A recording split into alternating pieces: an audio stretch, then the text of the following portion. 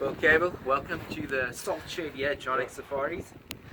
What you have here, what we have and what we believe is important for a skin is always to be on wood and always to be able to air underneath, both on top and underneath. Quite important. So we build up a wooden structure, and on this platform we do all our salting, as you can see, and we start building up at the beginning of the safari. We start building an initial base. So what is under here is Glenn's giraffe. Okay. That's the biggest skin at the time. So the lowest one is the giraffe, and then we go up and layer each day what we had.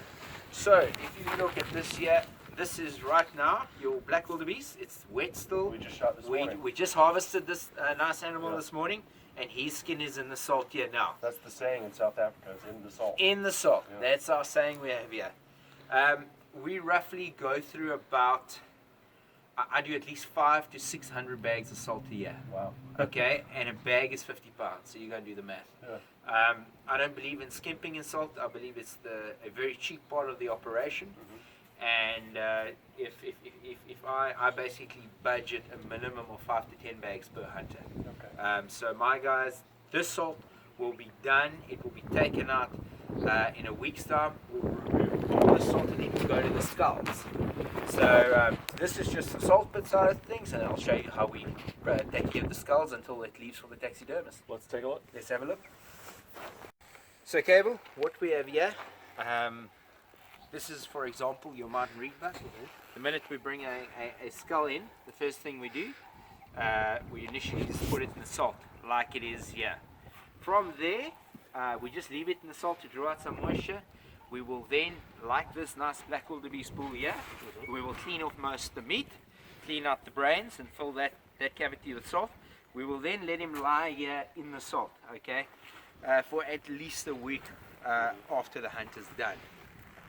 So at different stages in the different pits here, you have different stages that the cleaning crew is putting it into. Right. So that is what we do with that. We don't boil the skulls because it makes the bones brittle, and the taxidermists all prefer that they receive it in this form. They then go to clean it the way they like it. So for example, your warthog here, it suits us this manner because the pig's tusk cannot come out. So it really helps with keeping track of everybody's parts and bits and pieces, which is quite important. But yeah, so you'll probably find that tomorrow or even this afternoon, my crew will come in and finish taking off all the meat off your skulls up to this point, basically. But if I find your impala here, right over here, you will see that this was from the beginning of the hunt, and that is now completely clean already. Okay, so it just depends on where the guys are in the process. We have old guys been with us for over 20 years, old Gray, and Gray manages this on his own. This is not it's quite an intricate part, it's quite important. He comes in here every day, he checks skins, he might take out skins lower down in the pile, skulls that are higher, he'll move them in the salt and resalt what he's not happy with.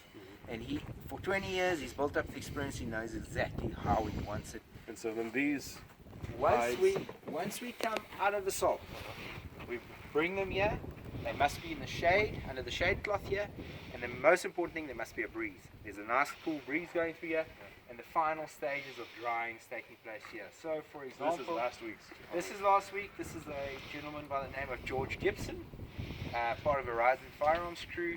He came out in the safari. This is an impala he took, and this is his cape, his shoulder mount, and the final stages of drying is taking place. You've got the ears, you've got the lips and the nose, the eyes.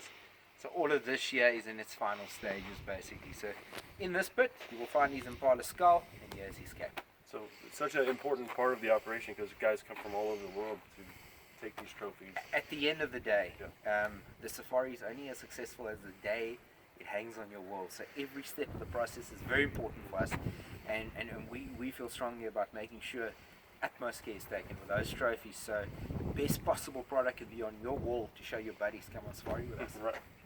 Right on. Very interesting, Carl. Yeah.